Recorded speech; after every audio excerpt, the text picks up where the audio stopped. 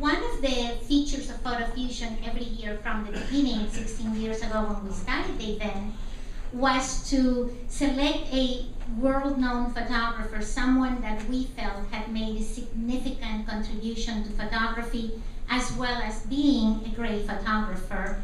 And that award is going to Robert Ketchum this year. And I like to point to him that we picked him before American Photo Magazine also named him this year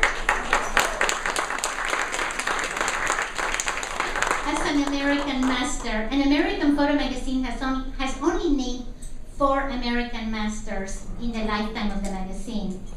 You probably know some of the other names, people like Henri Cartier-Bresson, Avedon, Annie Leibovitz. So for them to name Robert. I'm the only one that shoots nature. The rest of us, are celebrity shooters. So I'm going to start by asking Robert to tell us why American Photo selected him as an American Master.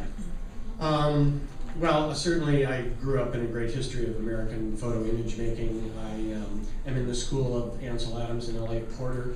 I'm a conservation photographer, and so I address conservation issues by photographing the landscape and the habitat. And I've always been impressed by beautiful printmaking, so I'm a beautiful printmaking photographer. But I've wed my art to open advocacy. And I've helped to pass one of the largest timber reform bills in history. I've helped John Cyberling create a new national park in Ohio. I helped the state of New York revitalize the Hudson River through the Greenway program. And right now I'm trying to protect the last great American fishery in Alaska called Bristol Bay. So I'm an advocate in a very different kind of way. Thank you very much. But Robert, you started in the tradition of the old masters. You started by studying at...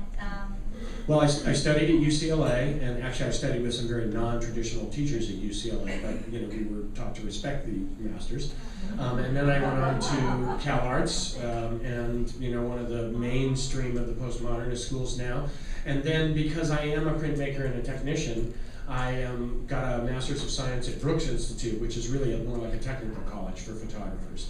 I wanted to learn to print my own color, and I wanted to learn to work with big view cameras and things like that. So I did a little bit of it all in order to get where I am at this point. So.